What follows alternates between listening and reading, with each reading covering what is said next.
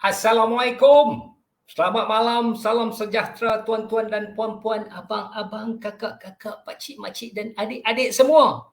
Saya Azizi Ali and welcome to the Azizi Ali Show. It's going to be a great show pada malam ini kerana malam ini saya ada guest yang super special, ikon Islamic Finance, saudara Tuan Muhammad Afian Matrawi, IFP, Islamic Financial Planner. So, but before I go there, first of all, untuk mereka yang join saya buat kali pertama, welcome to the show.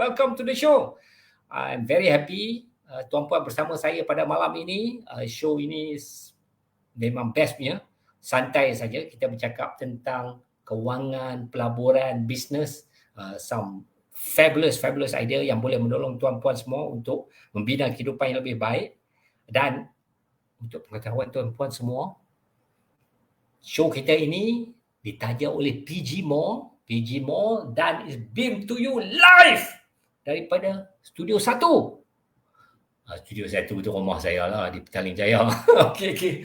Nak bagi power sikit lah. Kalau cakap ke rumah kurang sikit, tapi bila cakap studio, memang power lah. Okay, so welcome to the show. Show kita lebih kurang 1 jam. Dan untuk mereka, all the regulars, welcome back. Thank you for joining me again. Thank you for your support. Dan untuk mereka yang bagi salam tu, Waalaikumsalam. Dan before I go any further juga, nak kena bertanya. Voice loud and clear ke? Video okay ke? Sebab kadang pernah terjadi before, saya bercakap bermulut, rupanya ada masalah teknikal. It wasn't online. So boleh tolong komen sikit tuan-puan semua. We have 42 people joining in. Boleh tolong post komen ke? Voice loud and clear apa semua? Video clear apa semua? Ni kalau tuan-puan nampak putih-putih ni sebenar tu. Untuk mereka yang join saya buat kali pertama, saya nak kena cerita. Yang putih tu sebenar kamera trick. Kamera trick. Sebab rambut saya hitam. So, saya bayar mahal nak bagi nampak putih tu. Okay. Joke lama. Sebab all the regulars tahulah. Itu standard joke. Okay, so Sudarmi. Semua okay, cantik . Semua loud and clear. Di kontak Sudarmi di mana? Muhammad Izzah pun bagi salam. Waalaikumsalam. Bagaimana situasinya dari Besut ke Kuala Terengganu ke? Loud and clear, cantik. So yeah, good to go.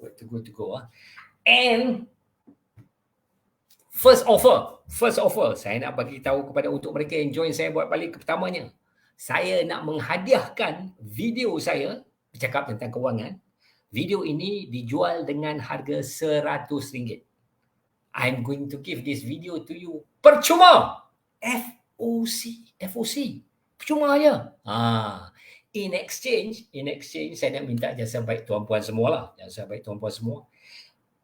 Sila berkongsi, please share the URL or tag the show ni, link dia tu dengan 10 orang kontak anda. Saya ulang, please tag the URL of this show dengan 10 orang kontak, or berkongsi dengan siapa dia kontak namanya. Saya siapa kontak ni?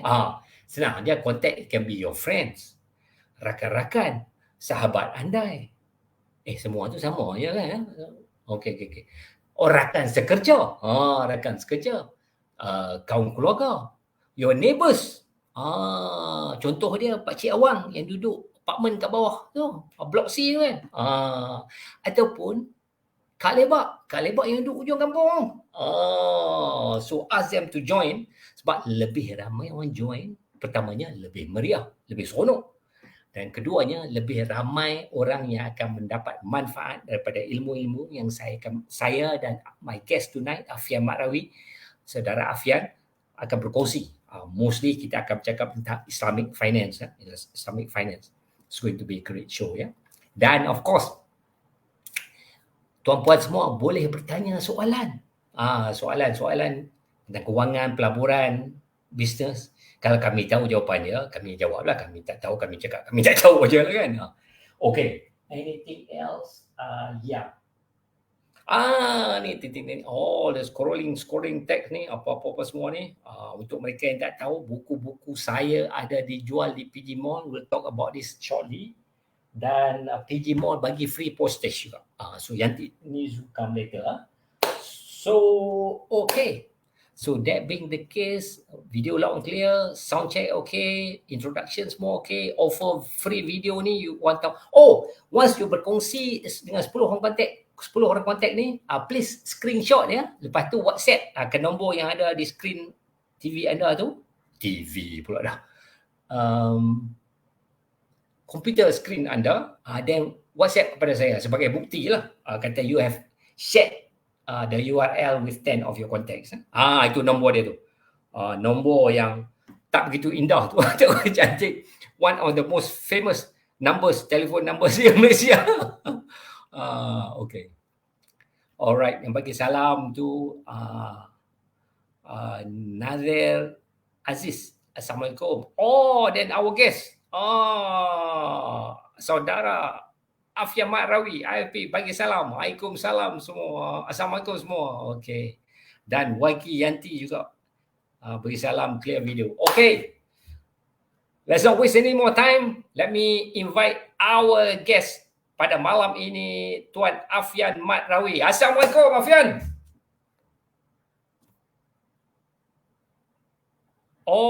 Mute mic, your mic. Allah, sorry. Tak apa. Okay. Mute tadi. Waalaikumsalam warahmatullahi. Afian nervous ni.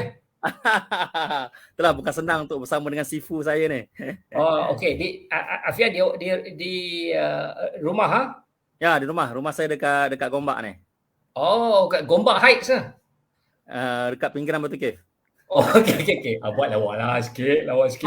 Gombak Heights. Okay. Lupa lah buat lawak tadi. Bila cakap macam orang lain lah, kita pun tak nak kalah kan lah. So kita kena tunjuk kita terror. Okay. Alright. Bagus. Malam ini so far kita ada 84 guests have joined us. Ini terima kasih untuk mereka yang join. Please share. Saya pernah share tadi. Share siapa-siapa yang nak join lagi, please ask them to join. Sebab topik malam ini mesti bagusnya. Untuk pengetahuan tuan-tuan dan puan-puan, masa saya tahu dengan nama Afian Mat Rawi ni, sebenarnya dia dah famous dah pasal Islamic Finance. So jadi first soalan kepada Afian ni, Afian boleh bercerita sikit apa yang Afian buat? What were you doing before menjadi seorang ikon Islamic Finance di Malaysia ni? Baik. Saya segan nak mengaku saya sebagai ikon sebenarnya. Saya tak anggap saya sebagai ikon lah. Tuan Azizi kenal nama saya tahun berapa tu Tuan Azizi?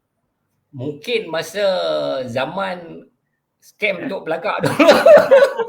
Tahun 2014, 2015 begitu kot. Tahun 2013, yes. Yang tu kita akan cakap pasal lagi tu. Itu sejarah panas tu, seronok. Baik. So pertama sekali saya ucapkan terima kasih lah kepada Tuan Guru saya, Tuan Aziz Ali yang sudi jemput saya untuk malam ni.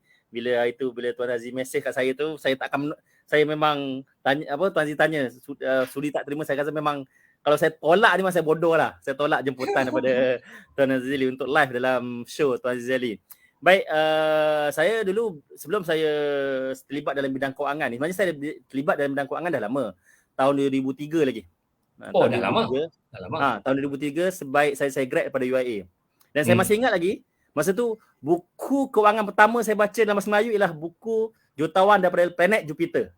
Tahun 2003. Masa tu cetakan pertama ataupun cetakan kedua tak salah saya masa tu, betul tak Tuan Aziz? Betul. Kena stop Afian, saya nak hadiahkan cup European Cup ni untuk nak ambil macam mana tu? Nak boleh bagi. Wah, okey. Go ahead. Okey, baik. Saya dulu belajar dalam bidang undang-undang kat UIA dulu. Kan, sampai tahun saya masuk UIA tu tahun 1997, zaman reformasi masa tu kan. Masuk di UIA, dan UIA masa tu memang terkenal sebagai pusat reformasi lah kan. Sebab Anwar Ibrahim banyak dia punya dia bangunkan kat situ kan. Malah Universiti pengikut Islam dia di situ antarabangsa lah. tu UIA tu orang panggil sebagai Universiti Islam Anwar. Saya ingat lagi masa tu. UIA, Okay. Universiti Islam Anwar. Okay. Ni jangan cerita lah, cerita sejarah kan. Tahun Okay. 1997 tu, masa zaman reformasi 98, masa krisis ekonomi tu. Dan saya masuk UIA disebabkan saya tak layak nak pergi overseas. Asalnya nak minta overseas mana? Tahun 97 kan krisis ekonomi. Ingat lagi tak? Krisis ekonomi Asia, Josoro semua tu. Yes. Apply overseas. Financial crisis. Yes, betul. Apply overseas tak dapat walaupun saya antara-best student. Belagak sikit lah. Wow, betul. Bukan. Afian, if it's true, bukan belagak. It's true. Bagi dia. Ya. Okay, baik. Kemudian saya masuk ke UIA dalam keadaan saya tak berapa minat pun belajar bidang undang-undang ni sebenarnya. Kan? Sebab kalau lah biasanya kalau orang grad law ni kan, grad bidang undang-undang ni dia akan jadi lawyer kan, jadi magistrate kan, jadi pegawai undang-undang ke yang berkaitan dengan legal lah. Tapi disebabkan saya masuk tu dalam keadaan saya tak berapa minat, tapi alhamdulillah saya habis belajar. Dan masa tahun akhir saya diperkenalkan dengan satu buku, iaitu buku Rich Dad Poor Dad. Okay. Itu buku kewangan pertama saya baca, walaupun saya baca tak habis pun. Buku bahasa Inggeris tu. Dan kemudian lepas grad, saya mula bekerja sendiri. Saya pernah meniaga pasar malam, saya pernah meniaga bazar Ramadan, saya pernah buat printing, saya pernah supply buku kat sekolah-sekolah. Masa tu tengah mencari apa aku nak buat ni. Kan? Dan masa tu juga saya terjebak dalam bidang kewangan secara tak sengaja. Sebagai ejen takaful. Masa tu. Itu permulaan. Dan lepas saya jadi ejen takaful tu, dan masa jadi ejen takaful tu secara tak sengaja tau. Secara tak sengaja. Mana kata tak adalah saya plan betul. Rasa memang kalau tanya ejen takaful, tak ada pun ejen takaful yang memang bercita-cita untuk jadi ejen takaful. Tak pernah jumpa lagi lah kan. Orang yang memang tak ada rasanya kan. Saya terjebak tu sebab saya hantar resume pada senior saya yang bekerja di takaful, di sebuah komuniti takaful ikhlas masa tu. Dan kemudian daripada situlah dihantar saya punya resume kepada seorang agensi manager.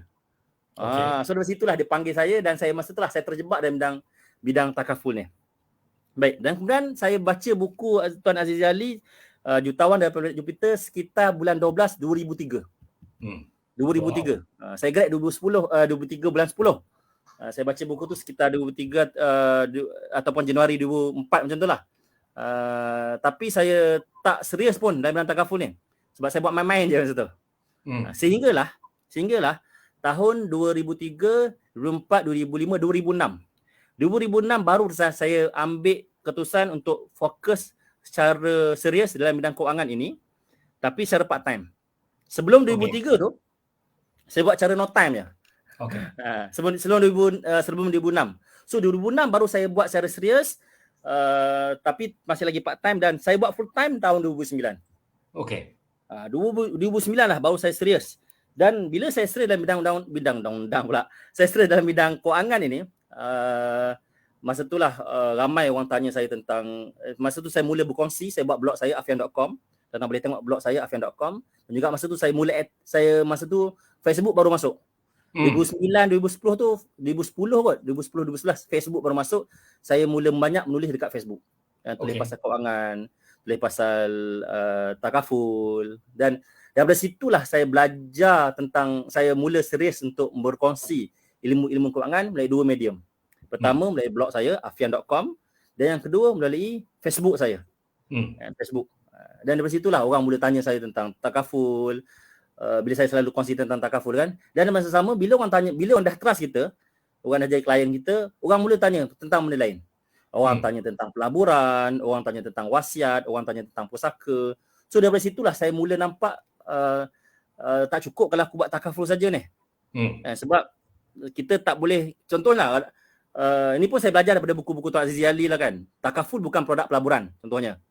Takaful bukan untuk simpanan, bukan untuk pelaburan. Walaupun ada kadang-kadang leader senior yang ajar tentang kalau jumpa klien nak pelaburan, bagi takaful.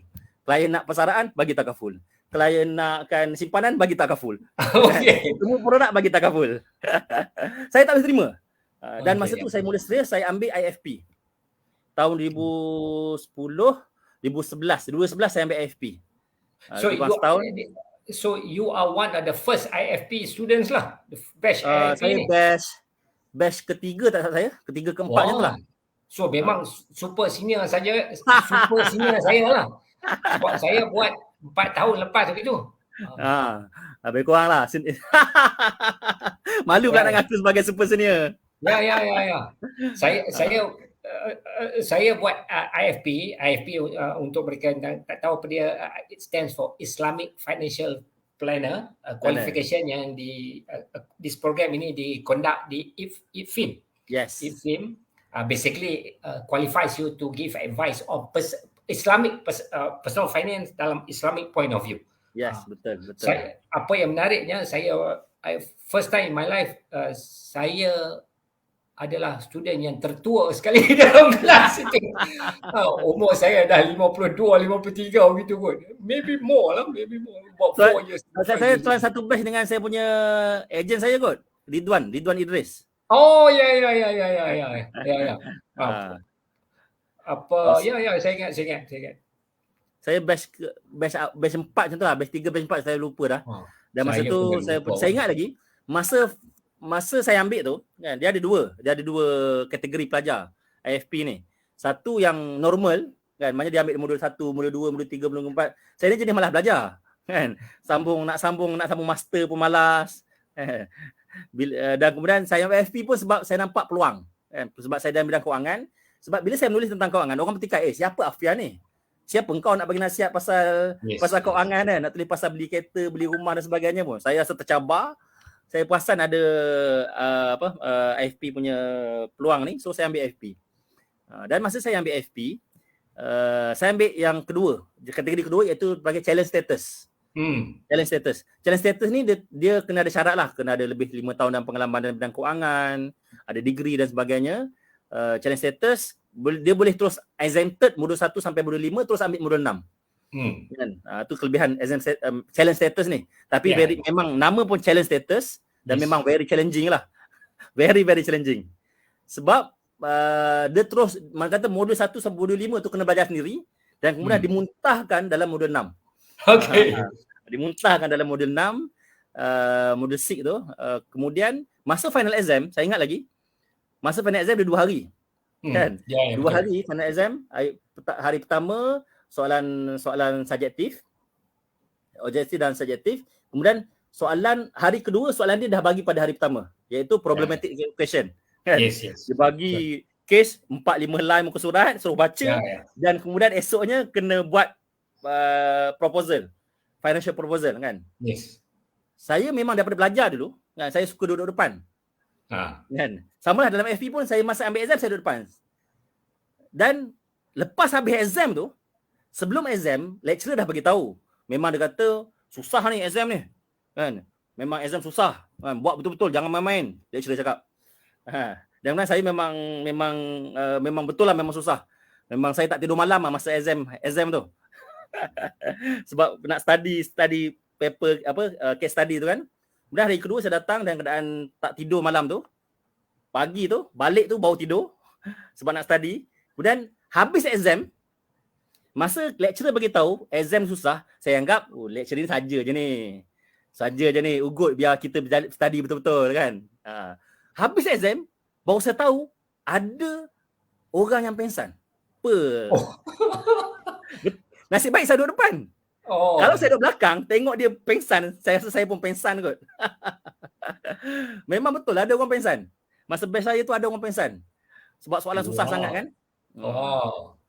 So saya itulah, alhamdulillah my classmate tak ada siapa yang pengsan lah kot. Alhamdulillah. Dah dapat banyak soalan bocor tu kot. Dan kemudian dari situlah saya mula banyak menulis tentang kewangan ini, lebih aktif. Bila saya ada title FP tu, saya tambah confident. Tambah confident. Dan bila saya mula berkongsi dan antara soalan biasa orang tanya, walaupun saya bidang takaful, orang tanya tentang pelaburan. Sebab takaful ni, kalau kita approach 10 orang, 9 orang akan reject. Tapi kalau pelaburan, 10 orang kita approach, insya-Allah 9 orang yang akan terima. Sebab takaful cakap pasal mati, cakap pasal masuk hospital, kan? Cakap pasal lumpuh, pasal sakit. Pelaburan cakap pasal keuntungan. Orang suka nak dengar pasal keuntungan, pasal pelaburan dan sebagainya kan. Dan dari situlah mula orang tanya saya soalan-soalan berkaitan dengan pelaburan-pelaburan yang pelik-pelik. Okay. Which will come to shortly lah. Yes. Saya nak sambung statement Afian tu actually amat bagus sekali ya. Bagus sekali. I'm a big believer of insurance dan takaful lah. Insurance conventional insurance. Tapi nak cakap insurance takaful ini panjang sangat. Saya akan guna istilah takaful sajalah. Masuk insurance. I'm a big believer in takaful, big believer. Tapi malangnya tak ramai orang di Malaysia, malah I think all over the world. No, tak ada siapa yang akan bayar duit pergi kos takaful insurance. Tak ada siapa. Tapi kos nak buat duit daripada hartanah, nak buat duit from crypto, nak buat duit from A, B, C, sanggup bayar beratus-ratus ribu ringgit, beribu-ribu ringgit, ratusan ribu ringgit, terbang daripada Kota Baru, daripada Alostar, daripada Miri ke, Kota Kinabalu ke. Actually, takaful is one of the basics. Before buat pelaburan, kita kena ada the correct insurance cover dahulu lah. Betul. Amat kritikal sekali ya, amat kritikal sekali. Tak ada orang buat seminar belajar takaful, baik orang bayar ribu-ribu. Tak ada. So far tak ada lagi lah. Probably takkan ada lah. So kan takkan. Kalau buat free pun orang datang pun susah. Ya, tragic. Malah I can see also bila posting saya di Facebook because saya pun I cover the whole spectrum. Istilahnya holistic. Sebab saya pun Islamic financial planner dan chartered financial consultant. So I do it holistic. So insurance takaful critical, life insurance dan medical insurance. Kita buat yang ni dahulu. Dana reserve kena ada dulu dan insurance cover yang betul kena ada dulu. Then baru kita move to pelaburan. But it sounds very boring. Mai kita cakap tentang ETA emas ETA lah. Emas ETA ni. Afian, ni boleh buat duit ni. Ni orang Melayu, orang Melayu Islam yang kita yang nak buat ni emas ni. Jangan nak beli dekat orang kapiak lah. Okay, now we go back ini. Benda ni serius tapi dalam masa yang sama funny, lawak. Terutamanya to us lawak lah, because untuk mereka yang tak tahu emas ETA. Kadang-kadang dia alternatif nama emas delay. Was a scam. Tok Belagak. Tok Belagak are one of the main player. Ini tahun 2013 lebih kurang 2013 2014. Very big di Malaysia. Very big di Malaysia. Masa itulah saya baru dengar nama Afian ni. Since I dah mention, sebab saya pun salah satu kerja CSR saya do expose scam. Tapi now let's talk about emas ETA ni. Okay, now scenario dia sekarang kita tahulah dia scam. Dah berkubur pun lah untuk mereka. Betul. Tapi now scenario lah, kita go back time machine. Time machine. Now kita 2014. Emas ETA tengah panas. Bermaharaja Laila di Malaysia. Orang buat duit. Orang buat duit beribu ringgit, keuntungan berpuluh ribu ringgit dan mungkin ada yang beratus ribu ringgit. Tak tahu Afian kata scam. What is your proof? What is your proof yang emas ETA ni scam? Dia orang tanya. Okay. Itu soalan saya. Okay, baik. Sebenarnya sebelum 2014 saya expose tentang ETA ni. ETA ni satu sejarah yang agak lama lah kan. Lama juga tu, dan memang ramai juga yang follow saya disebabkan kes tu. Dan dalam keadaan tahun emas harga emas saya tak ingat masa tu tengah mendatar tak salah saya ataupun meningkat, tengah lupa. Dan sebenarnya sebelum pada ETA tu saya dah expose beberapa. Kan, contoh macam tuan-tuan yang lain. Yes. Tuan-tuan ingat tak? Dulu ada satu skim Infinity Downline. Login Facebook dapat duit. Saya tak tahu. Tahu dengar? Okey. Saya ingat lagi masa tahun saya 2010 saya terlibat kat Facebook, ada Facebook ni, ada satu skim nama dia login Facebook dapat duit. Infinity Downline. Kalau siapa pernah dengar boleh search. Tuan-tuan boleh search ID Infinity Downline. Kan? Dan sebelum tu masa saya belajar dulu ada satu skim namanya Skybiz. Tahu tak Skybiz? Skybiz ini masa pun saya tak belajar. dengar juga. Tak dengar. Okey. So sebenarnya saya dah expose 2-3 scam. Cuma mungkin scam yang sebelum tu mungkin ni saya punya jangkaan je lah. Mungkin tak ramai orang. Ataupun mungkin dia sekejap je kan. Saya expose, lepas sebulan 2 bulan collapse. Kan? Mungkin lah. Sebab sebab apa? Bila sekali imbas, ini untuk semualah. Saya sangat skeptikal pada mana-mana instrumen kewangan yang menjanjikan keuntungan. Pertama. Yang kedua, bukan setakat menjanjikan keuntungan secara bulanan. Malah saya pernah jumpa, saya dah baca soalan apakah skip soalan paling pelik kan. Ada yang boleh bagi jaminan pulangan secara mingguan. Wow. Kan? Jadi tuan-tuan, ni tips mudah tuan-tuan Tuan-tuan dengarlah mana-mana katalah ada orang datang nak cerita pasal emas ke, pasal saham ke, pasal kripto ke, apa lagi, pasal hartanah ke, kan? Hartanah valid, kan? Emas pun valid, kan? Emas tu sendiri adalah komoditi. Emas, hartanah, apa lagi? Saham, kripto, itulah komoditi-komoditi yang legal. Kan? Yang boleh dijual beli, yang betul. Yang betul lah. Tapi akan ada orang-orang yang manipulate. Yes. Contohnya sekarang, musim kripto. Kan? Macam-macam jenis scam datang untuk kripto ni. Jadi tuan-tuan, kalau tips mudah je, kalau dibagi pulangan, bagi jaminan pulangan tuan-tuan, jaminan betul-betul, bagi jaminan pulangan, lebih lagi bagi pulangan bulanan, tolonglah lari jauh-jauh. Okey. Tak payah fikir panjang, dengar je terus lari. Lari betul-betul, duduk bertenang.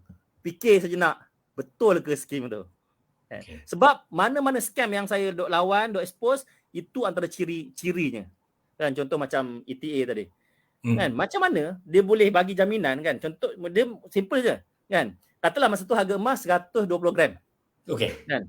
RM120 per gram. 120,000, kan? 120,000. So dia kata, "Oh, saya dapat jual murah ni." Kan? Jual murah 100,000 je. Oh, orang murahnya. Murah 20,000 tu. Kan? Kemudian okey, jual. Lepas tu saya beli balik emas tadi dengan harga 120,000 ataupun 140,000 lebih tinggi pada harga pasaran tapi secara delay. Kan? Contoh mudah lah, katalah saya ada emas. Secara delay tu maksud beli hari ni tapi emas tu akan di-deliver katalah 2 minggu, sebulan kemudian. Itu maksud delay. Okey, dalam konteks ni, delay tersebut ialah delay bayaran. Delay bayaran. Contoh macam ni, katalah saya ada sekilo emas ni. Okey, katalah ni sekilo emas saya jual, saya kata Tuan Azizi, saya nak tak beli emas ni, sekilo harga dia sekarang ni, masa tu tahun 2012, sekarang harga 120,000 sekilo. Okay. Kan? Saya jual pada Tuan Azizi dengan harga 100,000, nak tak? Kan? Okay. Lepas tu saya bagi jaminan, saya akan beli balik emas tu dengan harga 120,000. Macam tu. Okay. Apa berlaku ialah, emas ni, saya jual pada Tuan Azizi, dan kemudian saya beli balik pada Tuan Azizi dengan saya dah dapat duit, Tuan Azizi bagi saya 100,000. Saya dah pegang 100,000 ni. Kemudian saya cakap saya jual balik, saya beli balik emas ni pada Tuan Azizi dengan harga 120,000 tapi secara ansuran. Saya akan bayar 10,000. Itu dimasukkan sebagai delay tu.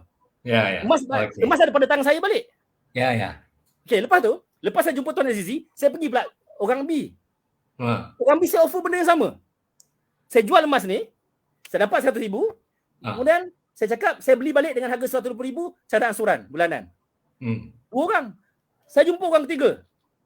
Bayangkan tuan-tuan, kalau satu hari dapat seorang, bayangkan 30 hari, berapa duit ada pada saya? Okey. 100,000 kali 30. Situ saya dah 3 juta. Dan emas tetap ada dekat tangan saya. Ya. Saya tengok modus operandi tu dah pelik dah. Modus operandi dah pelik dah. Okey. Kita Afian nampak ni, kita nampak ni. Tapi orang biasa dia cakap apa risiko ni, tak ada apa risiko kan. Saya beli harga, saya sebagai salah seorang pelapor dalam skim ni. Pada mata dia tak ada apa ni. orang yang jual tu, ejen yang jual tu orang Islam, baik, budi pekerti, berhemah tinggi, jangan-jangan pakai songkok lagi ke. Oh, perempuan pun ada. Lepas tu Saya ingat lagi, probably masa tu adik-beradik kita, kawan, best friend kat sekolah. Okey. So Dan- dia akan bertanya, Afian, you cakap kata scam ni, tak ada orang tak pernah komplain apa pun. Tak ada siapa kena tipu apa semua. Apa bukti dia? Afian kata benar ni scam. So itu dia orang bertanya lah. Okey, baik. Bagus soalan tu. Dia memang mana-mana scam kan. Selalunya lah pengalaman saya, masa saya dedahkan ia adalah scam, memang tidak ada bukti dia tak bayar balik. Kan? Memang ada memang bukti dia bayar tu ada je. Kan? Memang tak ada orang tersontot. Masa saya dedahkan memang tak ada orang tersontot lagi. Contohlah macam skim perumahan Al-Fafa. Mana ada apa collapse lagi kan? Masa kes highway group kan. Masa Okey. Kan? Memang masa dia ciri penipuan tu dah ada. Ciri penipuan sebabnya mana-mana scam tak akan bertahan lebih daripada 3 tahun. Ataupun maksimum lah saya bagi diskaun lah 5 tahun lah. Tak ada lagi saya jumpa scam yang boleh bertahan lebih pada 5 tahun. Sebab apa? Dia rolling duit sama. Contoh macam tadi kan. Contoh sebulan saya dah kumpul katalah saya ada 30 hari sebulan. Hari yang ke-30 saya dah kumpul 3 juta. Kemudian masuk bulan kedua saya bayar orang pertama 10,000. Kan? Kemudian hari kedua saya bayar orang kedua tadi 10,000. Kan? Dan kemudian bila orang tu dah dapat duit, dia seronok nak cerita pada orang. Dan kemudian saya beritahu, bro, kalau kau dapat, contoh Tuan Azizi, kalau Tuan Azizi dapat cari orang lagi, kau dapat Tuan Azizi saya akan bagi pula commission. Mana tak gelap mata. Dia boleh cerita, aku dah dapat 10,000 ni. Kan? Aku dah dapat 10,000 ni. Jomlah join. Padahal dan dia join. Dan yang peliknya masa skim emas delay tu, Tok Belagak antara orang yang famous lah, Tok Belagak ni. Yang famous. Dan di sebalik selain pada Tok Belagak, ada banyak. Dia tak macam Al-Fafa satu Al-Fafa je. Nosham dan ejen-ejennya. Tak macam Highway Group satu je dan dengan ejen-ejennya. Tak macam Jom Makan. Apa benda tak macam Mega Fund semua, dia satu syarikat dan ada dia punya downline lah. Yes, tapi skim emas delay ni dia peliknya dia banyak kepala. Dan emas ETA ni. Selain pada contoh ada orang tu dia masuk 2-3 syarikat. Antaranya yang saya ingat selain Tok Belagak namanya Darul Emas Perak. Satu lagi yang famous masa tu ialah Khazanah Bangsa. Kan? Khazanah Bangsa. Kan? Ya, betul. Khazanah Bangsa lepas tu adalah 2-3. Mana kata contoh saya dah buat dengan saya dah jadi mula saya sebagai saya dah join dengan Tok Belagak. Kemudian saya pula buat pada orang lain. Saya buat modus operandi sama macam Tok Belagak tadi dengan orang lain pula. Memang saya pernah jumpa kes dia berlapis-lapis sampai 6-5 lapis. Mana kata orang A, orang yang ke-6 ni dah hanya berurusan dengan orang kelima. Kan orang kelima berurusan dengan orang keempat, orang keempat berurusan dengan orang ketiga dan begitulah seterusnya. Sekali tersontok tu macam domino effect tau. Pap berjatuh. Dan yang malang lagi tuan-tuan, ada antara ahli keluarga saya yang join. Itu antara yang perkara yang menyedihkan saya lah juga. Tapi saya cerita kat sini, ia sebagai pengajaran untuk saya dan pengajaran untuk tuan-tuan semua. Benda ni kadang-kadang walaupun contoh macam saya cerita buat benda ni, tapi orang yang family saya sendiri pun ada yang terjebak dalam benda-benda yang macam tu. Dan kesan dia bertahun-tahun tak habis nak bayar hutang tuan-tuan. Wow. Sedih dan tragiknya. Ada yang buat personal loan buat personal loan. Bayangkan personal loan sampai sekarang tak habis lagi bayar personal loan tu. Wow. Kan? Kena bayar bulan-bulan. Kena bayar bulan-bulan personal loan tu. Menanggung beban ni. Ada yang sampai jual tanah. Biawak hidup. Kita panggil biawak hidup, beban yang berat. Jual tanah pun ada. Wow. Jual tanah. Sebab dapat pulangan kan, tanah tak dapat pulangan kan. So jadinya bila skim-skim cepat kaya ni 3 ke 5 tahun saja dia bertahan, orang-orang yang awal yang akan untung besar. Orang yang awal yang akan untung besar. So saya cakap mudah je. Contoh dia kata, ni bukan scam ni real ni. Okey tak apa, aku tunggulah 5 tahun nanti. Tunggu tak apa, kita tunggu 5 tahun tadi. Selalunya tak sampai 5 tahun collapse. Tak sampai. 2 tahun, 3 tahun, something will happen lah. Something will happen. Yes, something will happen. Saya pun nak tambah add fuel to the fire yang Afian nak cerita. Saya pun komen lah, exposekan ETA delay ni sebagai scam. sebagai scam. Saya pun kena serang, kena maki hamun juga orang semua. Ada. Dan salah satu the main attack yang the scammers ni duk guna, saya gunakan istilah badut lah. Badut. Badut. Because badut macam jokers lah, joker kan. Make us happy. Anyway, dia kata ni, Azizi, awak tak boleh komen sebab awak tak melabur dalam emas CTA ni. So you're not qualified. You don't understand. Dia cakap, I'm sure Afian pun sekarang sopa kan. Biasa. Itu standard. Every time saya expose scam, saya dah expose 14 scam. 14 scam. 100% record. Kalau saya cakap kata scam, is a scam. 100% tu mesti ada orang tak puas hati tu. Oh, ni nak belagak lah, nak action lah. I'm often wrong. Saya pun buat silap juga. Saya pun manusia. Saya pun boleh tersilap. Tapi when it comes to scam, my record is 100%. 14 scam. YouFund, Highway Group Sources, Highway HTA, Pegasus Bullion, macam-macam lah. Scam. Anyway, okay, kita beralih topik sikit. Sebelah dah. Kita patut habis pukul 10, Afian. Tapi topik kita panas. Semua orang pun sekarang 154 follower ni. Semua orang seronok. So, apa kata kita lanjutkan perbincangan kita. Banyak saya nak tanya soalan ni. Boleh lah. Afian, kita lanjutkan. Semua boleh nanti. Kena bayar lebih ke? Bayar lebih. Bagi bonus. Okay. So, okay, let's move to Islamic finance sikit ya. Sebab terutamanya orang Melayu, Islam kita kan. Salah satu ciri-ciri yang kita nak dalam setiap pelaburan tu kenalah patuh syariah.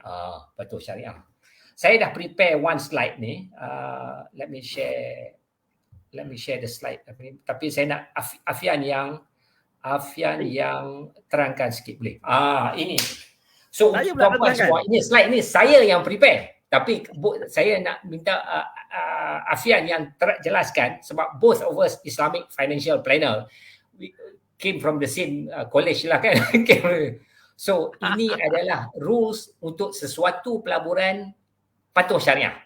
Okay, Afian boleh terangkan sikit? Saya pula yang kena terangkan. Ya. Okey, baik. Dia sebenarnya kalau topik ni nak yang detailnya elok kita rujuk kepada pakar agama lah kan, pakar muamalat. Contoh macam Dr. Zahrudin, Dr. Dok Bakar dan seumpamanya kan. Baik. Caranya bila kita sebut tentang patuh syariah ni, yang utamanya yang setakat yang saya belajar lah kan. Dalam mana-mana urusan kewangan ini ialah isu riba. Isu riba. Dan isu riba ni satu perkara yang satu benda lah yang saya dah discover bila saya dah lama dalam bidang ni. Saya perasan sampai sekarang ramai orang tak faham apa itu riba. Contohlah saya tanya dekat rakan-rakan yang menonton ya. Okay, saya tanya sekali Tuan Azizi Ali lah. Okey, kan. Okey, baik. Kenapa soalan saya mudah je. Okey. Kenapakah riba diharamkan? Okey. Soalan saya mudah. Kan, saya tanya tuan-tuan semua, kenapakah riba diharamkan? Cuba tuan-tuan bagi komen. Soalan mudah saya ni. Yang mungkin Tuan Azizi pun bagi komen. Kenapakah riba diharamkan? Okey. Kan? Kenapakah riba diharamkan? Cuba tuan-tuan jawab dekat bahagian komen ni. Nanti saya bagi ulasan macam mana saya maksud, apa yang saya maksudkan dengan statement saya sebelum ni tentang ramai orang yang tak berfaham pun riba ni macam mana. Saya sendiri pun tuan-tuan, ya, saya belajar ilmu tentang ilmu kewangan ini sejak daripada 23 sampai sekarang kan. Dan kemudian dalam masa sama sebelum saya terlibat dalam bidang kewangan ini, saya ambil bidang undang-undang di UIA. Dan ketika di UIA, selain pada saya ambil undang-undang, saya juga ambil undang-undang syariah. Undang-undang syariah. Maksudnya apa? Maksudnya bila masa saya belajar dulu, saya belajar guna kitab-kitab bahasa Arab tuan-tuan.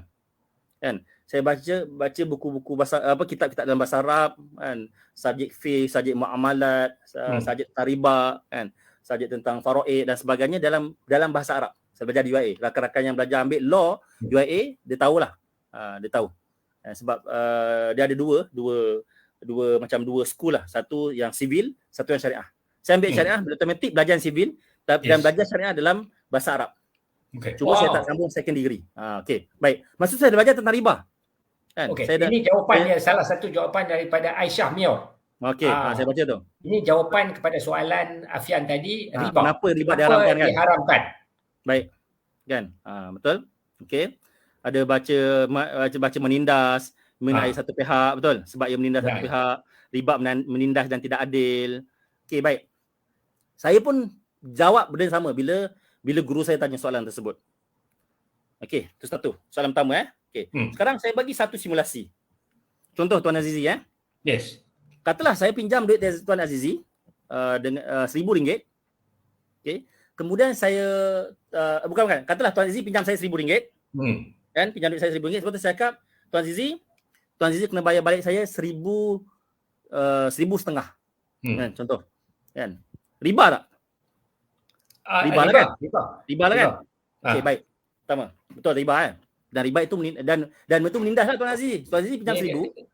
Ni serius sikit ni. So saya kena keluarkan pipe saya ni. Macam. Ni nak bagi macam bila perbincangan serius sikit saya kena keluar pipe saya ni. Untuk mereka yang join saya buat kali pertama, I don't smoke. Ini prop saja buat lawak sikit. Okey. Go ahead. Baik. So sebab tu riba sebab menindas, betul? Kan? Yes. 500 tu menindas Tuan Azizi sebab Tuan Azizi pinjam 100 saja. Tapi Tuan Aziz kena bayar balik 1,000, kena bayar 1,500. Baik, saya tanya satu soalan. Katalah saya bagi pinjam pada Tuan Aziz 1,000, saya minta Tuan Aziz bayar saya balik 1,001 sen. Riba tak? Riba. Okey, menindas tak Tuan Aziz? Tuan Aziz rasa menindas tak 1 sen tadi? Ya. Anda dah apa ni, dia masih riba. Masih riba. Menindas tak? Tuan rasa tertindas tak dengan 1 sen tu? Ya, still menindas jugalah. Menindas. Satu sen tak menindas sangat, betul tak? Setuju tak Tuan Aziz kata? 1 sen tak perasan pun. Talking of degree kurang tindasan lah, tapi masih menindas lah. Sebab baik. Okey. Ini contoh macam mana riba boleh wujud walaupun tidak menindas. Dan bila kita sebut menindas ini, dia sangat subjektif. Yes. Kan? Ada orang mungkinlah kalau orang A kan, contoh duit dia jutawan, pinjam 1,000 kena bayar balik 1,001 sen, dia boleh bayar bukan setakat 1,001 sen, 1,002 sen pun boleh. Kan? Boleh. Betul. 1,010 sen pun boleh. Jadi bila sebut menindas ini sangat subjektif.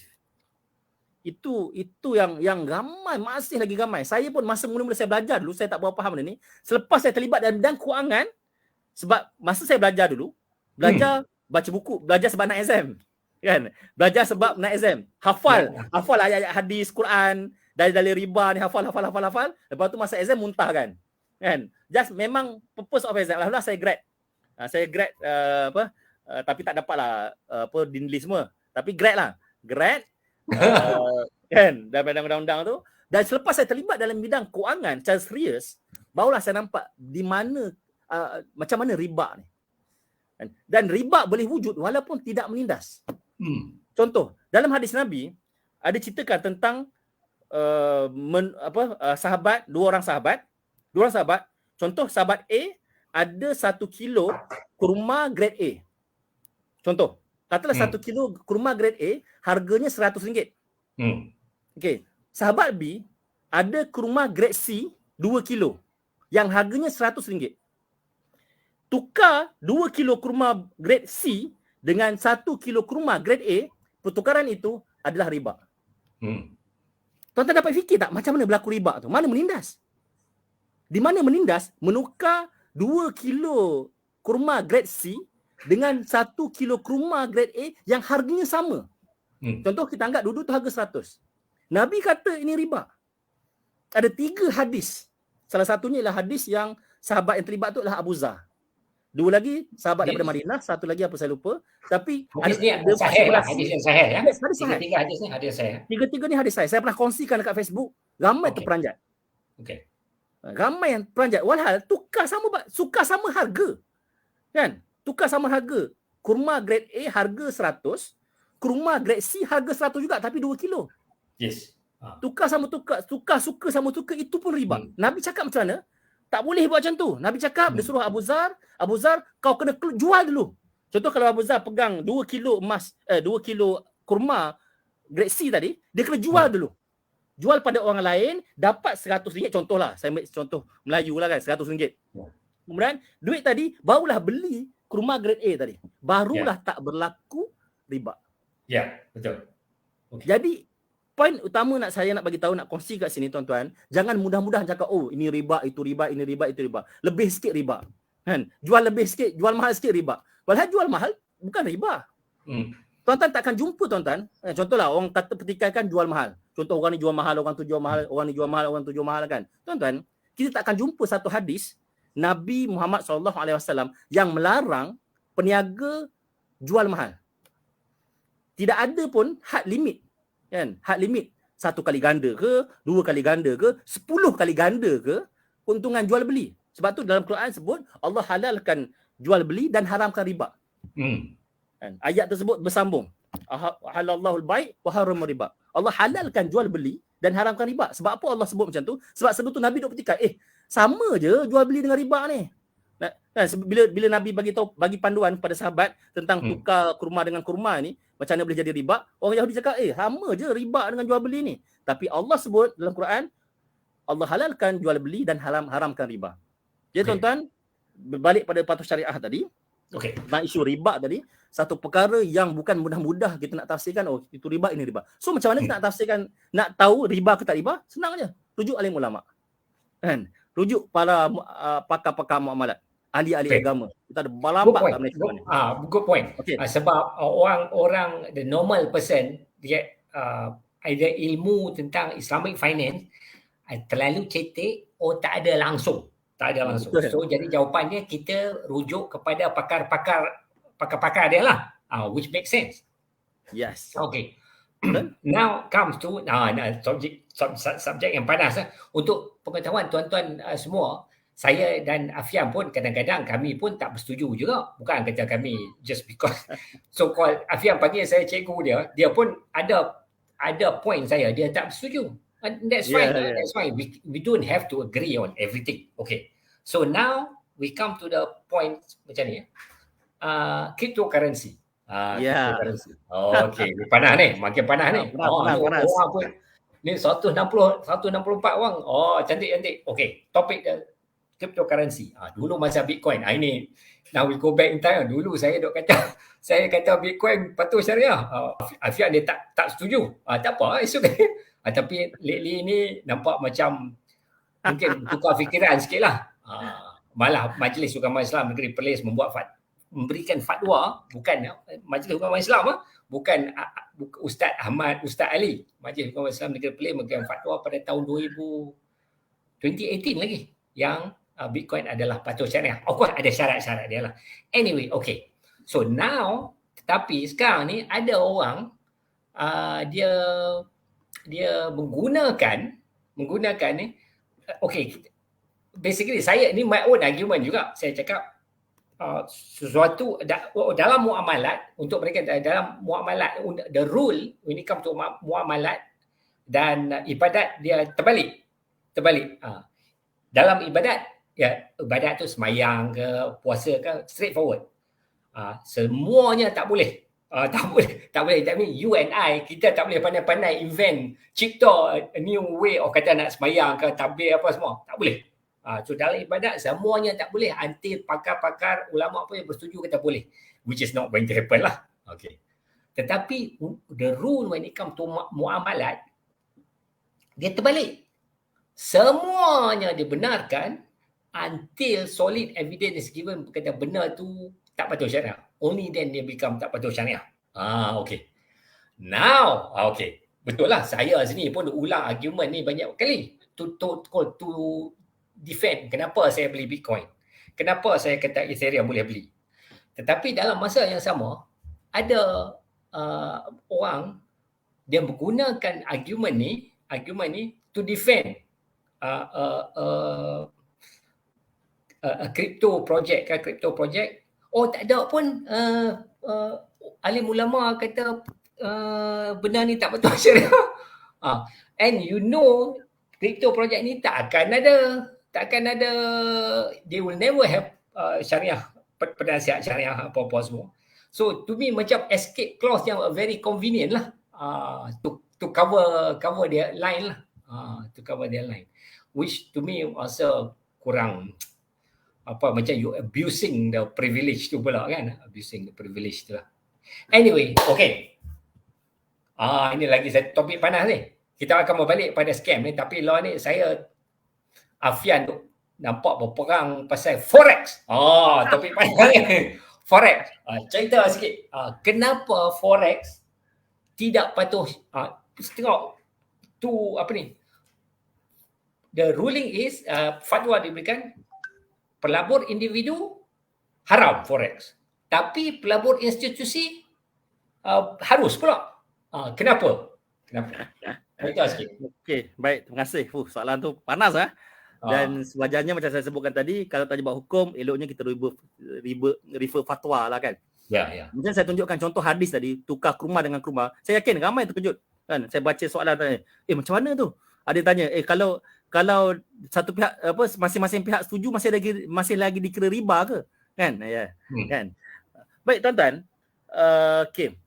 Dalam hadis disebutkan ada 7 Allah maksud saya kalau saya silap tolong betulkan, ada 8 item ribawi.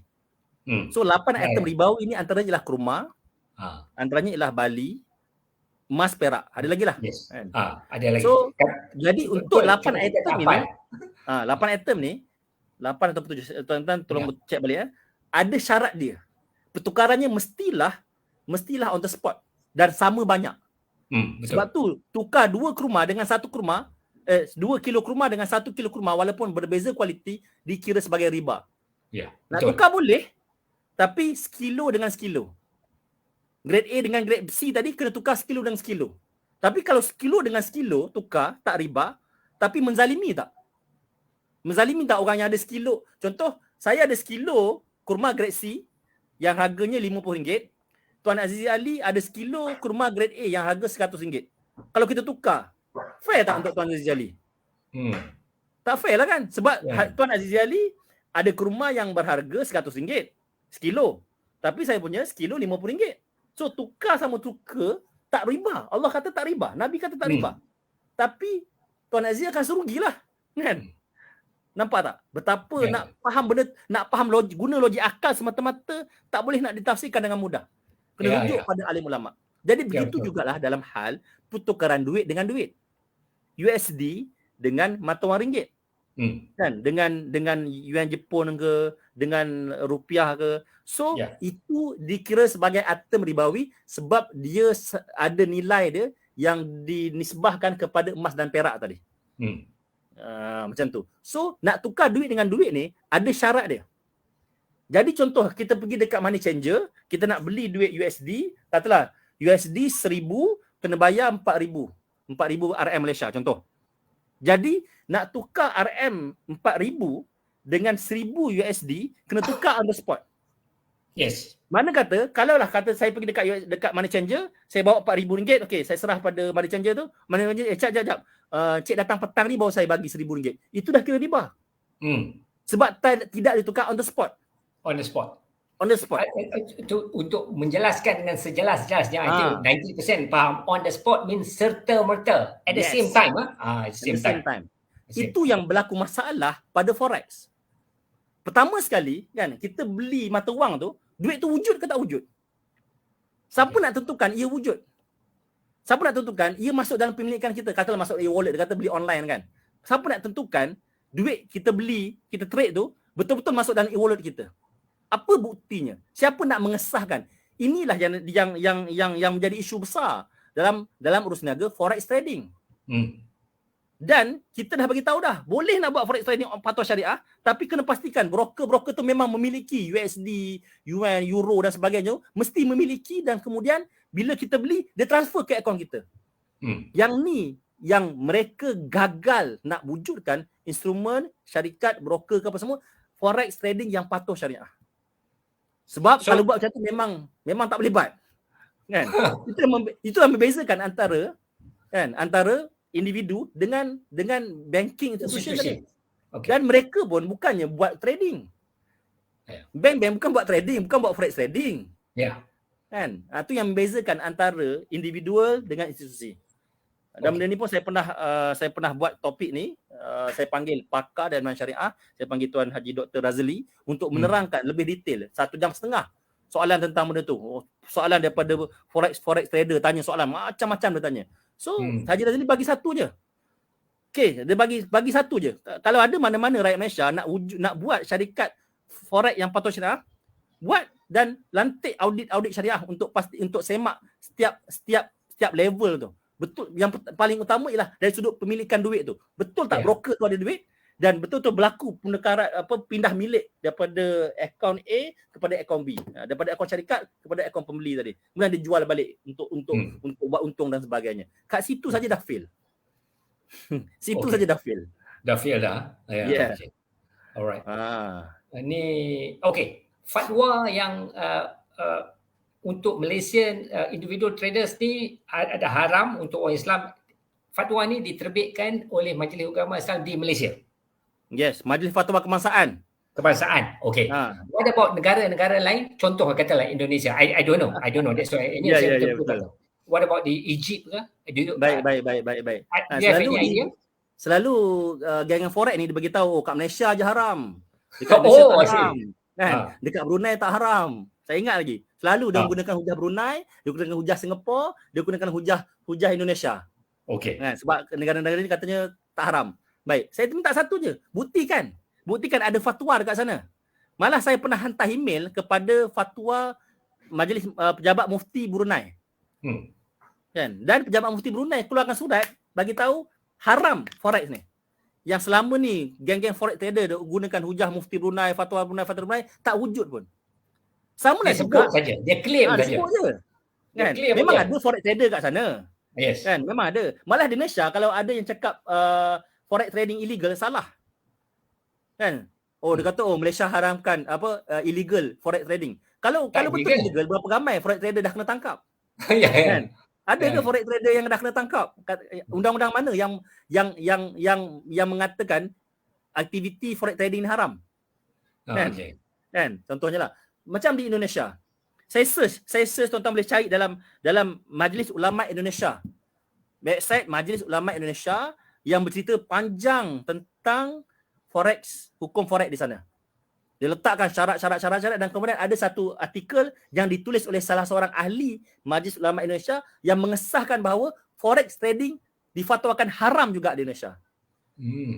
Begitu juga di Singapura pun sama. Tuan-tuan boleh tengok dalam website MUIS, Majlis Ugama Islam Singapura pun sama. Carilah mana-mana fatwa dekat dunia ni, tak jumpa lagi fatwa yang mengatakan forex trading harus. Kalau ada pun daripada ustaz, seorang dua ustaz yang dia pun sebenarnya buat forex. Ya, betul. It's so funny to me. Okay. Dia macam scammer lah. Scammer pun banyak ustaz-ustaz kita terlibat. Ya. Saya pernah bagi amaran pada semua, ini semua untuk semua. Tuan-tuan berhati-hati dengan tiga gelaran ni. Satu gelaran Datuk, kan? Datuk, Tan Sri dan sebagainya tu, kan? Tuan-tuan kalau ada orang ngaku di Datuk, tuan-tuan boleh check. Saya lupa website dia, boleh check betul dia ada Datuk ni. Kan? Pertama. Yang kedua gelaran akademik, gelaran doktor. Doktor. Okey. Kan? Berhati-hati orang yang suka menonjolkan istilah title doktor dia. Kan? Suka sangat letak title doktor. Kan? Sebab ramai yang gunakan title doktor palsu ni. Kan? Ada yang ngaku sampai ada 7-8 PhD. Okey. Dan yang ketiga, berhati-hati dengan gelaran agama, ustaz, apa lagi, lebay, kan? So berhati-hati dengan tiga gelaran ni. Kalau ada yang datang tiga gelaran ni yang mempromosi skim-skim pelaburan, tuan-tuan kena hati-hati. Kena hati-hati sangat-sangat. Berhati-hati sebab banyak sangat-sangat kes orang-orang yang ditipu disebabkan terpengaruh dengan gelaran-gelaran ini. Contoh macam yang tengah viral sekarang ni kan, RPS. Kan, RPS dengan RPSI, kan. Preference share. Benda ni tahun lepas lagi. Tahun lepas sangat popular. Walhal preference share ni saya belajar masa UIA lagi. Saya ingat lagi belajar dalam kontrak legal contract act, dalam akta kontrak, kan, tentang saham, tentang syarikat Sinar Berhad, beza antara Sinar Berhad dengan Berhad. Dah belajar dah tentang preference share ni. Preference share ni dikeluarkan oleh syarikat-syarikat yang nak apungkan syarikatnya ke bursa. Hmm. Contoh katalah syarikat A, katalah syarikat saya kan.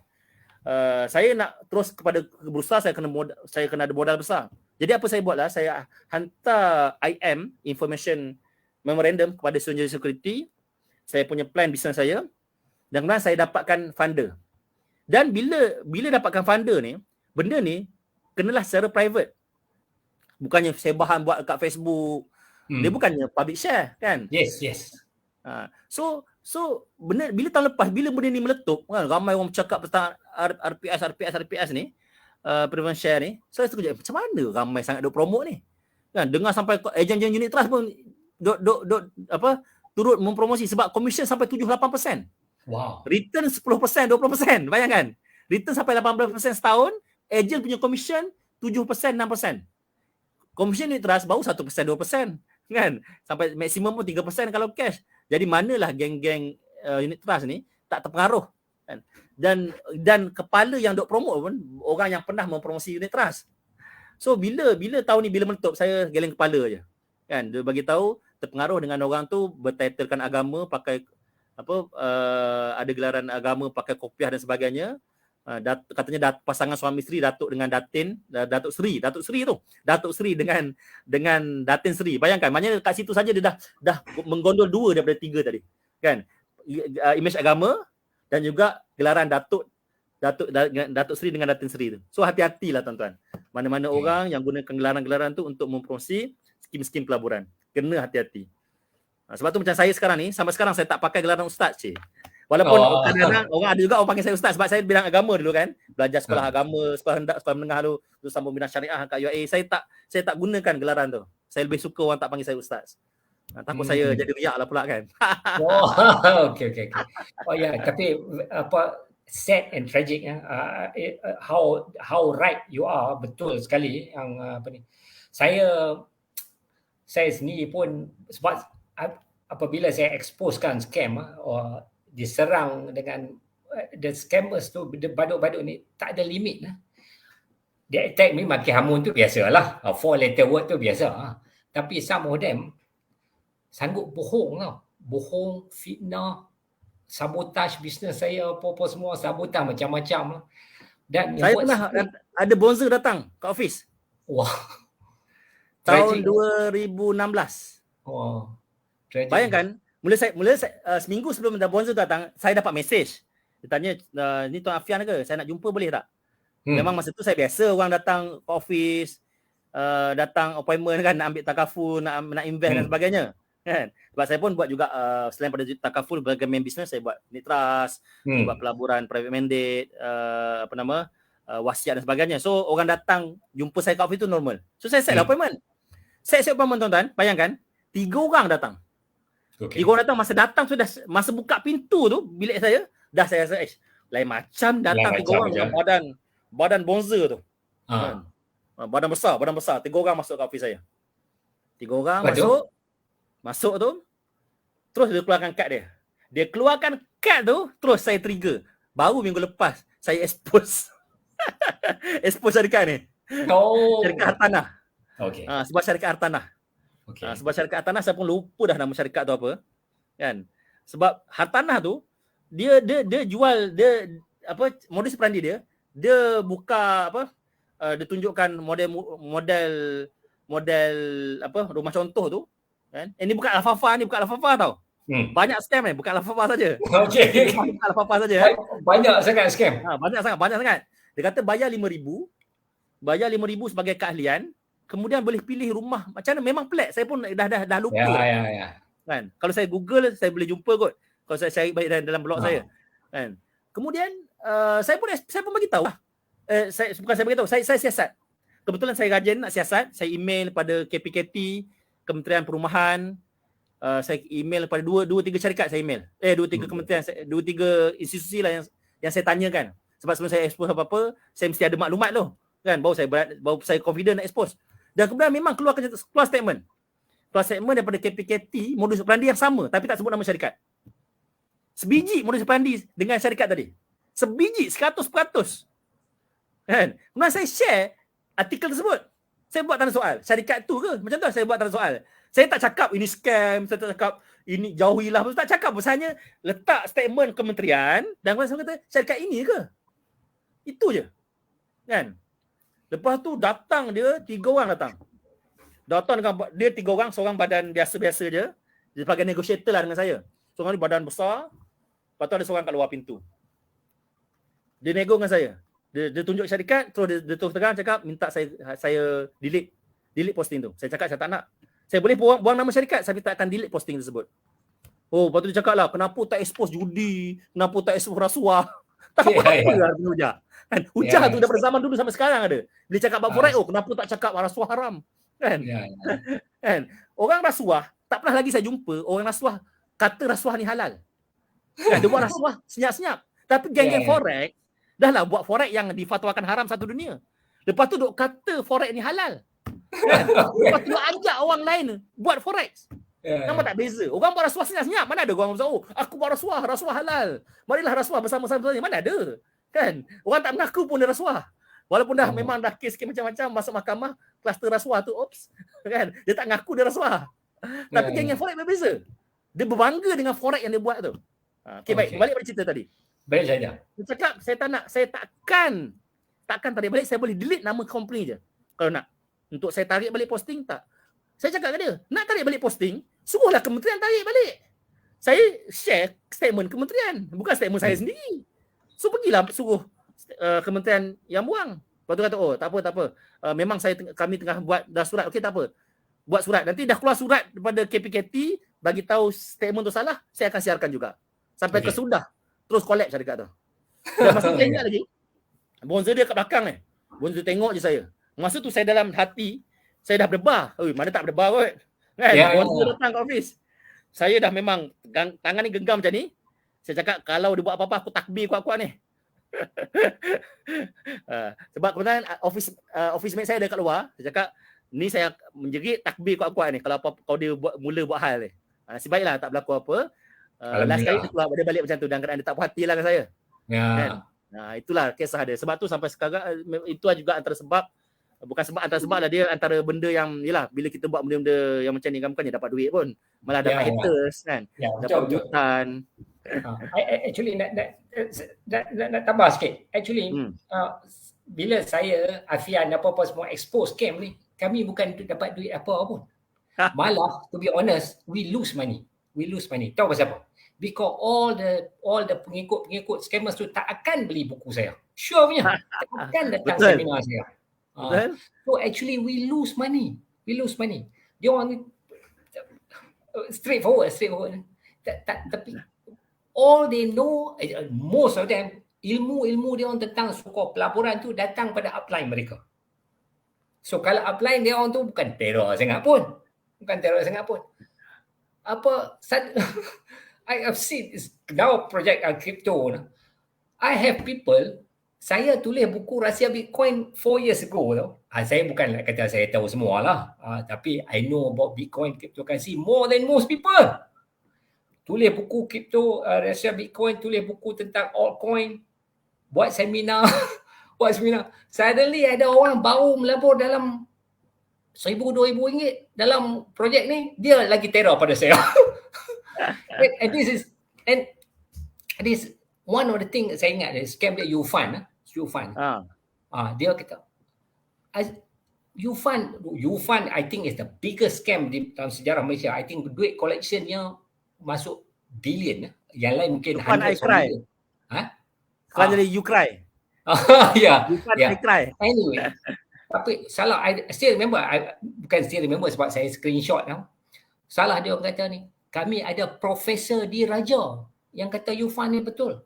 Ada screenshot lah if you guys want. Profesor Diraja. Who is Azizi Ali? Dia punya apa ni? Profesor Diraja support kami. Lepas tu di general di Thailand support kami. So badut ni semua kata must be betul lah. Azizi Ali. Kau biasalah, Afian sakit hati, Afian jealous, Azizi jealous, busuk hati. Dia kata bisa tak aku tak laku. Ah, Dia kata jual buku tak laku, seminar tak laku. betul. Jual buku tak laku tu biasalah Itu je dia sekarang. punya point. Itu je Oh dia punya oh point daripada oh, dulu sampai sekarang. nak promote Facebook page dia. Promote page Nak kan. promote Facebook. Okey. Saya Okey. pernah sikit lagi tuan. Okey. Bila tuan sebut apa macam tuan sebut bukan dapat duit pun malah macam saya pernah masuk mahkamah lawan dengan scammer ni. Wow. Dia Ah. ni he took you to court. Al-Fafa Nur Syam. Wow. Incredible. Dia saman saya, dia hantar surat saman pertama dia hantar apa macam LOD je lah kan, dia macam ugut lah. Ya. Bukan, sorry. Dia asal dia hantar saman kriminal. Saman kriminal, mula-mula. Dia kata saman fitnah. So saman fitnah, memang saya dah ready dah, saya dah consult dengan lawyer untuk ready untuk saman fitnah tu. And not to forget you a law student yourself. Ya, betul. Tapi saya tak praktis, saya perlukan lawyer jugalah. Saya tak praktis, saya tak chambering pun. Dia saman saya, saman kriminal mula-mula. Dan saya dah consult dengan saya punya lawyer, dia kata ini kalau masuk membuka file saja 5,000. Kan 5,000. Ya, betul. Kemudian kalau masuk kes at least 10,000 ke 20,000 dia kata. Okeylah. Tak apalah saya dekat dia suruh saya tarik balik. Dia suruh saya tarik balik, saya kata tak nak tarik balik, itu bukan cara saya. Kan tulis delete saya bukan jenis macam tu. So saya dah ready. Dah buka file dah pun kan. Kemudian setahun tunggu. Tak ada susulan. Tak ada pun dipanggil ke mahkamah dan sebagainya. Lepas tu lepas tahun lebih tu dapat surat saman baru. Surat saman baru ni saman sivil. Okey. Masa tu saya pelik kenapa tiba-tiba dia tukar kepada saman sivil ni. Saman sivil ni lain sikit, saya lupa apa istilah dia. So yang tu lawan 3 kali saya turun ke mahkamah dan 3 tu langsung tak muncul Ustaz Nur Syam Al-Fafa tu. Wow. 3 tak muncul, hanya lawyer dia saja. Kan? Daripada persebutan kes, perbicaraan dengan keputusan. 3 kali ni berlangsung lebih kurang 2 tahun kot. 2 tahun. Sebab delay sebab dia sivil kan. Dan baru saya perasan, patutlah dia buat sivil. Kalau kriminal dia kena datang sebagai saksi. Yes. Tapi kalau sivil dia boleh wakilkan kepada lawyer. Dan memang saya menang. Dan dia diarahkan untuk bayar saya 10,000, sampai sekarang dia tak bayar. Ya, biasa. Sampai sekarang. Kes tahun 2017, sekarang tahun 2022 dia tak bayar dan dia dah jatuh bankrupt dah, memang tak boleh nak buat apa dah. Tak dapat nak ni. Bayangkan. Tuan. Habis duit dia, bukannya dapat duit pun lawan dengan scammer ni. Ya. Habis masa, habis tenaga, lawan geng forex. Bukan saya dapat duit pun lawan geng forex. Bukannya dengan saya lawan forex, contohlah sekarang saya duk lawan dengan forex. Bukannya dengan lawan forex automatik bisnes takaf saya meningkat. Kan? Lawan forex bisnes lain buku saya je laku. Mana ada? Kan? Saya kongsi tentang forex sebab saya rasa bertanggungjawab untuk kongsikan ilmu fardu kifayah saya ni. Sebab saya tak ramai perunding-perunding kewangan yang nak expose benda macam tu. Sebab benda macam tu berisiko. Kan? Hilang klien, hilang prospek. Baiklah play safe je kan. Saya bukan jenis play safe, saya jenis ada prinsip. Ini Afian, ini magic light bulb ni. Kalau Afian bagi jawapan yang silap, dia tak menyala. Sekarang dia tak menyala. Tapi kalau Afian bagi jawapan yang betul, dia menyala. Dia menyala. Soalan, okey. Apakah sekarang ni, okey, scam, kita bukan scam, kata sesuatu pelaburan yang baru tengah panas sekarang, sebagai contoh ini pelaburan, apakah ciri-ciri yang boleh membuatkan pelaburan itu mencurigakan? So a new project, katalah kripto, sekarang kripto tengah panas kan, kripto project, tetapi ada orang duk join, termasuk Profesor Diraja lah, Datuk A ke, Datuk B ke, apa-apa semua jangan duk join ni. Lepas tu kita kata suspicious. Apakah bukti? Kita tak boleh cakap kita suspicious, kita tak boleh kita scam. Kena ada bukti dia. Apa di antara bukti-bukti yang membuatkan Afian kata projek tu suspicious, mencurigakan? Ini jawapan kena betul lah. Suspend. Kalau betul dia menyala, kalau tak betul dia tak menyala. Okey. Wah, ni panas lah. Trick question ni. Wah, nak trap perhatian. Yang paling utama ialah dia memberi jaminan pulangan. Bagi jaminan pulangan. Betul lah. Nyala Menyala. Betul so, saya nak ulang So jadi salah satu clue dia memberi jaminan pulangan. Ikan be harian, mingguan, bulanan lah. So kalau ada pulangan dia very very suspicious lah jaminan pulangan lah. Betul. What about kalau pulangan tu hari ni kata 5% pulangan mingguan. 5% minggu pertama, minggu kedua 10%. Dia tak jaminkan percentage dia boleh naik turun tapi jaminan pulangan tu. Is that also suspicious? Dia bagi jaminan. Dia bagi jaminan pulangan. Okey, kalau jaminan memang saya suspicious. Apa saja kalau pelaburan dia kata bagi jaminan, memang saya akan suspicious. Ya, betul. Memang saya benda tu.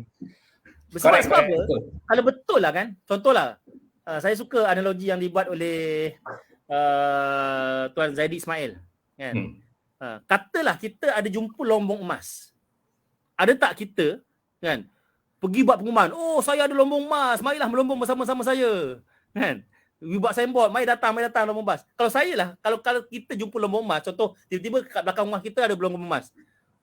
Perkara pertama kita akan cuba buat ialah sembunyikan kewujudan lombong emas itu. Kan? Kita akan buat pagar ke, buat apa ke supaya orang lain tak tahu di situ ada lombong emas. Saya bukan nak cerita lah, tapi saya ni kan orang kaya kan banyak lamas ni. Okey. Prop saja. So jangan datang rumah saya lah. Ini prop saja. Saya beli dekat PG Mall, I think RM20 kot. Okey. Baik. Lagi satu clue. Saya dah sering sebut clue yang projek ni mungkin very very suspicious. Nama syarikat tu sudah ada dalam Alert List Securities Commission, SC. Betul. SC dengan bank negara. Yang tak tahu Securities Commission dia bukan short pergi letak nama. Katalah Ahmad pergi komplain tentang syarikat A atau projek B. Lepas tu Securities Commission terus letak nama. No. Securities Commission akan buat research dahulu sebab dia orang pun tak nak jump into mengenai syarikat A atau projek B kan. Dia akan buat research dahulu. So projek itu mungkin not illegal, tak illegal, mungkin tak patuh syariah and all that, tetapi suspicious. Masa itulah baru dia masuk dalam Alert List Securities Commission. Yes, betul. Dan nak tambah sikit, ini yang buat lawak ni. Setengah projek ni dia all the to promote the project, macam kita jugalah, kita akan buat grafik, buat write up apa-apa semua kan. Tetapi yang buat lawak tu semua the grafik yang buat promosi syarikat A atau projek B ni terror tu the pelabur themselves lah, the badut ni lah, they themselves. So orang pun makan cakap sebab tengok grafik dia cantik, video dia power, YouTube video dia power kan. Tapi semua tu yang buat dia ialah pengikut tu. Tapi this is the catchy thing. Kalau apa-apa jadi, syarikat mereka, bukan kami yang buat. Ni Ahmad yang pandai-pandai claim sendiri. So the company lose nothing. Sebab yang buat video, yang buat grafik tu the pelabur themselves, the upline tu. So bila benar tu tak betul apa-apa semua, dia kata dia lepas tangan. Bukan kami yang kena, dia yang pandai-pandai. Kami tak pernah cakap, dia yang claim yang ni. And this is the crazy thing. Ada satu projek ni, nama projek ni dah masuk dalam Alert List Securities Commission. So saya point out dah ada dalam Security Commission. Tetapi ni answer tu. Itu bukan salah syarikat. Ini Security Commission letak nama tu sebab ada pelabur, dia buat grafik, dia buat video claim sendiri.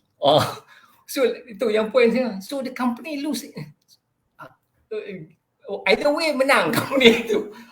Sudah bagus saya cakap. Anyway, okay. Afian, tunggu sat. Kita dah lebih. Tapi tak apa. Panas. Everybody is still with us. Oh, malam ni. Topik panas. Dah dekat 10.30. Advertisement sikit. Saya nak kenal. Ini kali pertama untuk mereka yang tak tahu. Untuk mereka, saya ada tulis buku Masa untuk Emas. Kejap saya nak share sat. Extra kamera, tunggu sat. Update format. Oh, bukan. Okay. Share slide. Oh, one minute. Apa ni?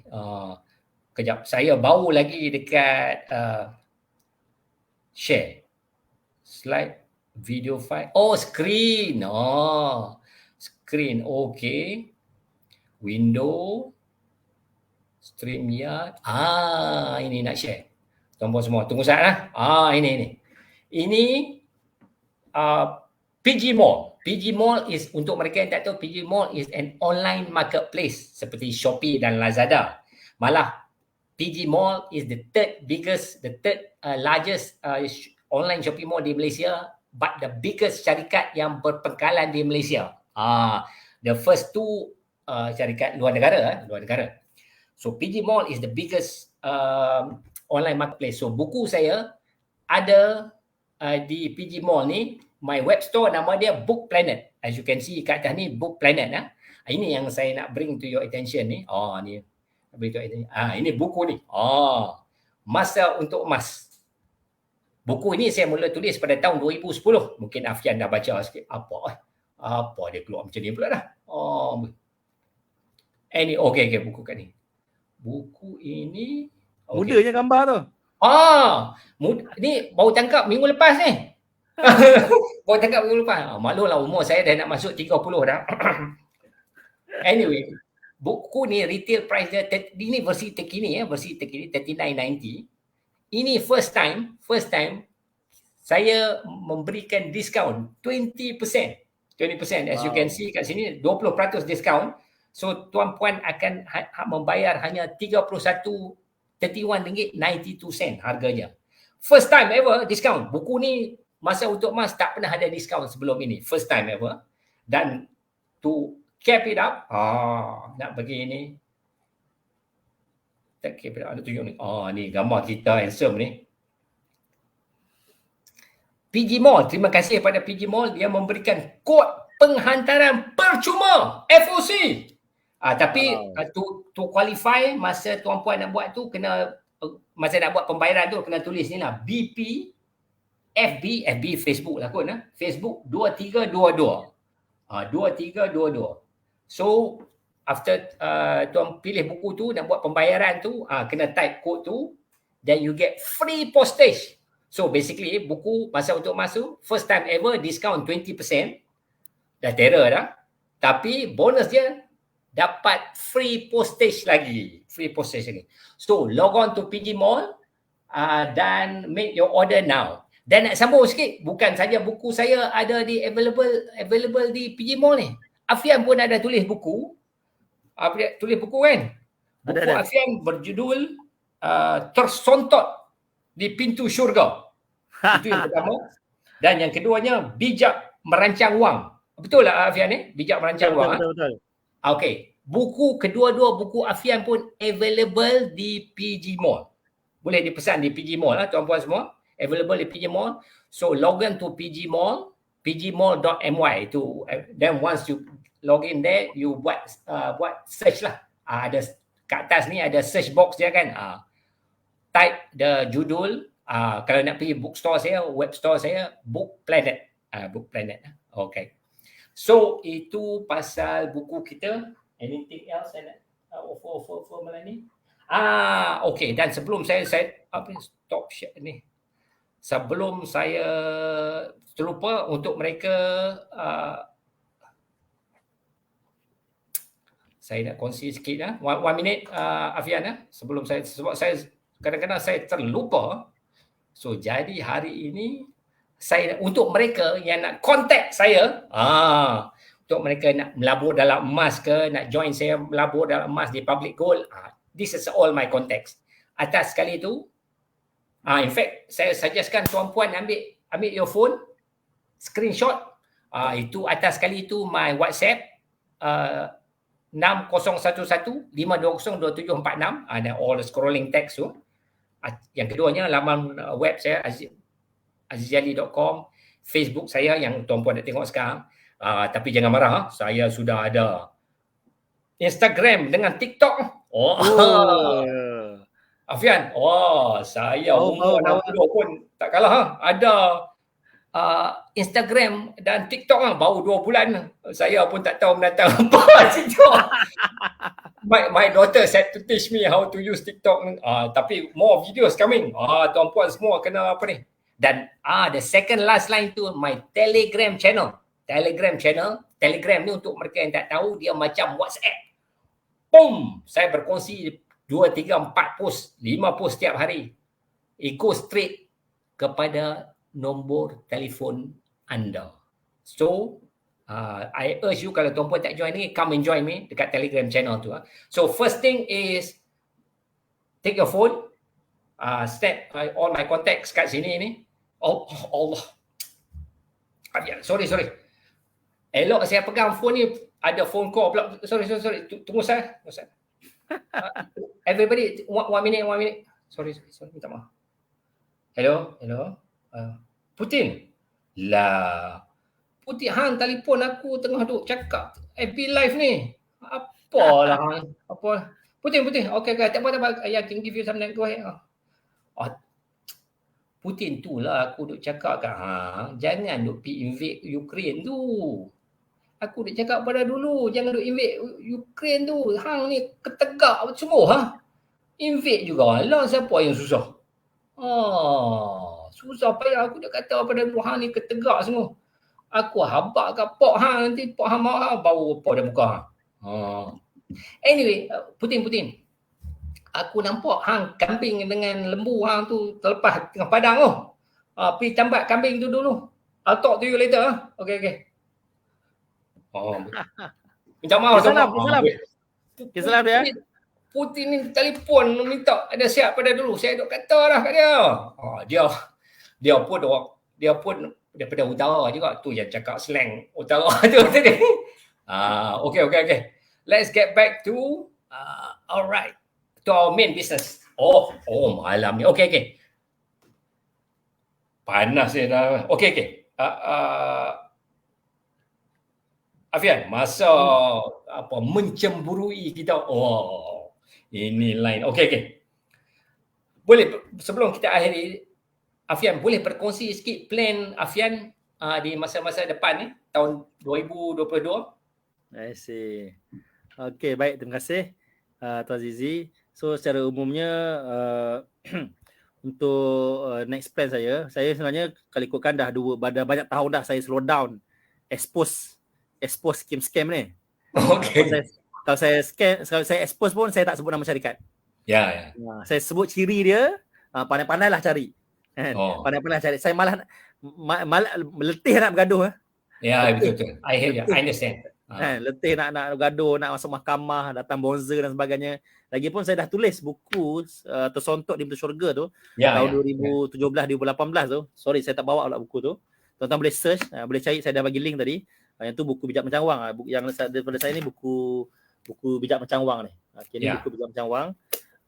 Buku lagipun kalau tuan-tuan baca buku tu, baca buku Tersontok di Pintu Syurga tu, insya-Allah mudah tuan-tuan nak lari daripada scam ni. Kan? Mudah saja. Dia tak perlukan kita kena ada PhD, tak kena kita ada FP, tak kena kita kena ada sijil, degree dan macam-macam untuk kita nak bezakan antara scam ataupun bukan. So planning saya yang akan datang memang antaranya ialah saya sangat teruja lah saya sangat terinspirasi dengan Tuan Azizi Ali yang menulis banyak buku kan, banyak title. Saya tulis 2 buku pun saya rasa cukup penat kan. Dalam perancangan saya ada merancang menulis tentang macam mana mindset kewangan ni. Saya baca banyak buku tentang mindset kewangan, tentang habit. Buku terbaru yang saya baca buku ni Atomic Habit. Bagus juga. Macam mana kita nak membina, sebenarnya kita nak bina kewangan kita ni bukan semata-mata kita fokus kepada duit semata-mata. Bukan semata-mata kita fokus pada nak gaji banyak. Bukan semata-mata kita fokus pada pelaburan semata. Tapi yang jauh lebih penting ialah macam mana kita membina mindset membina habit kewangan. Itu yang jauh lagi penting. Sebab bila kita dah bina habit, bina mindset kewangan, insya-Allah income akan datang. Insya-Allah kewangan akan datang. InsyaAllah kita akan mudah nak pilih pelaburan-pelaburan yang bagus. Kita dapat bezakan antara yang bukan scam dengan yang scam. Jadi tuan-tuan tolong doakan saya supaya saya berjaya hasilkan buku tu. Buku ni pun saya ambil masa bertahun-tahun kot untuk siap. Dan buku tentang mindset kewangan ni tak tahulah bila siap. Tuan-tuan tolong doakan saya. Wallahu a'lam bissawab. Amin. Okey. Kena berguru pada Tuan Guru Azizi Ali. Ya. Afian kena datang to my seminar How to Write a Book in 88 Days. How to Write a Bestseller. Ya. Anyway, okay. Kata-kata akhir dan pesanan Afian kepada penonton kita, viewers kita ni. Over 100 viewers still with us. Kata-kata akhir dan pesanan. Baik. Saya suka bagi satu analogi. Kalau kita, selalunya lah orang ada masalah kewangan, kan? Contohlah dia masalah kewangan dia tak cukup duit, masalah hutang kad kredit, gaji tak cukup kan, hujung bulan tak sampai hujung tengah bulan dah pokai. Apa yang dia akan buat, dia akan fikirlah nak buat part time, betul? Buat kerja jadi ejen tu, jadi ejen ini, nak jadi ejen tu, nak jadi ejen ni, nak buat part time tu, buat part time ni kan, jadi grab food, jadi rider dan sebagainya kan. Itu biasa orang buat. Dan akhir sekali biasanya bila buat macam tu, selesai tak masalah kewangan? Tak selesai pun. Kan, tak selesai pun. Dan akhir sekali mereka akan terperangkap dalam rat race. Dia akan terperangkap dalam perlombaan tikus.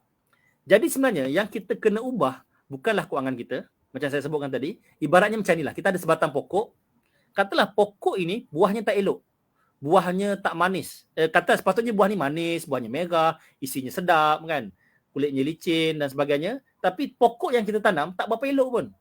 Kan, rumah rasanya masam, merah tak berapa nak merah, kulitnya tak berapa cantik. Dan apa kita nak buat pada pokok tadi supaya dapat hasilkan buah yang elok tadi? Kalau kita ambil, sepatutnya kita ambil baja untuk kita letak dekat akar, betul tak? Tapi ramai orang letak baja dekat buah. Samalah macam kita ada masalah kewangan, kita fokus dekat buah. Kita fokus dekat nak tambah income, nak tambah gaji. Buat part time tu, buat part time ni, pinjam duit sana, pinjam duit sini. Yang sepatutnya kita fokus bukannya dekat buah tadi. Sepatutnya kita fokus ialah dekat akar. Jadi akhir sekali, tuan-tuan dan puan-puan semua, untuk kita elakkan daripada scam, untuk kita tambahkan kewangan kita, untuk kita tambahkan pelaburan kita, perkara pertama yang kita kena buat ialah kena fokus pada mindset kita. Betul. Bila kita fokus pada mindset, insya-Allah habit kita pun akan berubah. Bila habit kita berubah, maka tindakan kita pun akan berubah. Bila tindakan berubah, maka hasil pun automatik akan berubah. Tak perlu kita fokus pada hasil semata-mata, fokus pada mindset, fokus pada habit, dan automatik akan lahir tindakan dan hasil yang kita inginkan. Sekian tu saja. Wabillahi taufiq hidayah. Assalamualaikum warahmatullahi taala wabarakatuh. Tahniah. Very powerful last word. Itu buku Afian boleh order di sini, dan sekali lagi award kedua European Cup ni boleh bagi kat Afian.